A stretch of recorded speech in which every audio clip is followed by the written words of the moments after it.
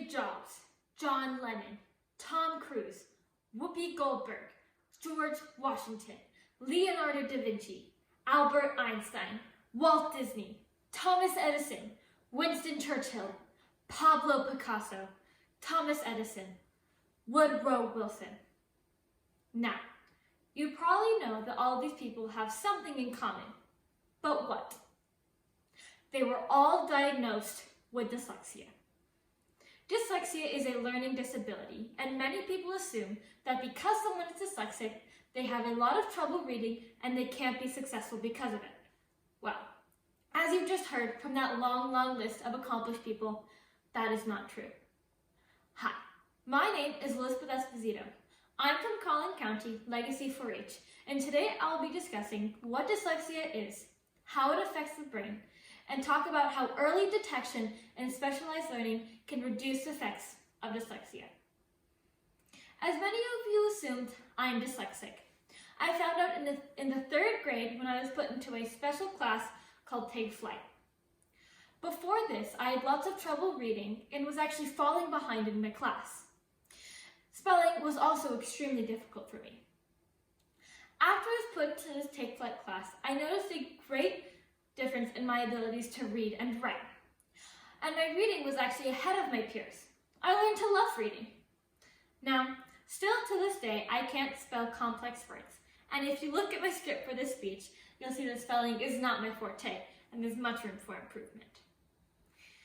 Dyslexia is a hereditary disability that affects one's ability to read, write, and spell. To understand dyslexia, we need to understand how the brain works. According to the U.S. National Library of Medicine, in our brain we have this thing called a cortex. In this cortex, we have these things called mini columns.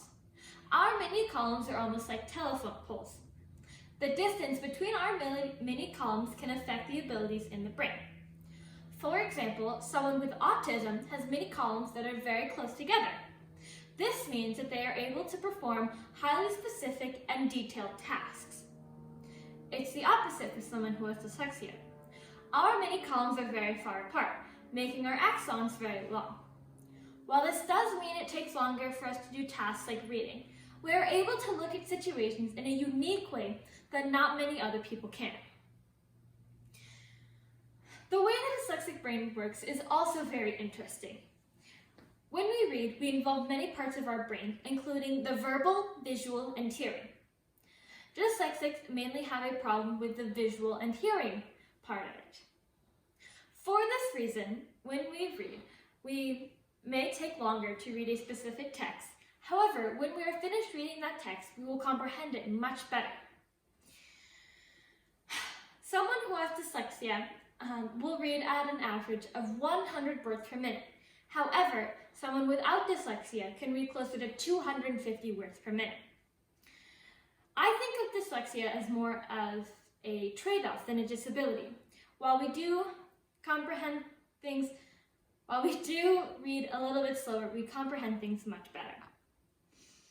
Now, as I explained how dyslexia affects the brain, I want to cover how early detection and specialized learning can reduce effects of dyslexia.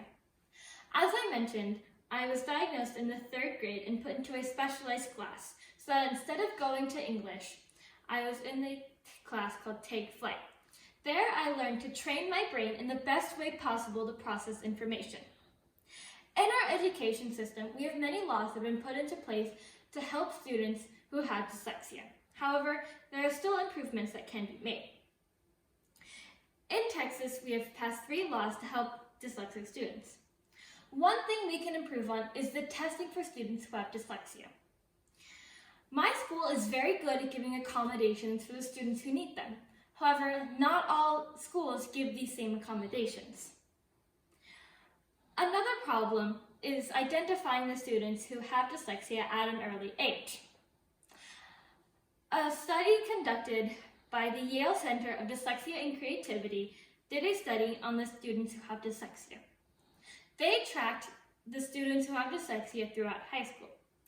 They found out that the students who were diagnosed early on in elementary school had overall better comprehension and faster reading times than the students who were diagnosed later on in life.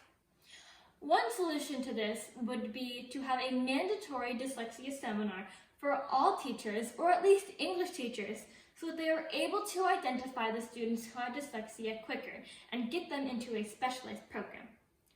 However, it's not just teachers who can help, but also parents and family members. Knowing some of the early signs of dyslexia can identify the students and get them into the dyslexia testing. Some of the early dyslexia signs include problems with the spoken language, having trouble learning names of letters, and especially if there is a family history of dyslexia. As you just heard, just because someone is dyslexic, it doesn't mean they aren't smart. Dyslexia is a major medical condition that should be treated like one. However, being dyslexic doesn't mean you can't accomplish great things, like Steve Jobs, John Lennon, or Tom Cruise. If diagnosed early, dyslexics can completely compensate for their disability. Dyslexics are not the same as others and shouldn't be treated the same, but should be given the same opportunities as everyone else. I encourage you to talk to your friends and family about the early signs of dyslexia and early intervention so that you too can help a kid who might have dyslexia. Thank you for your time.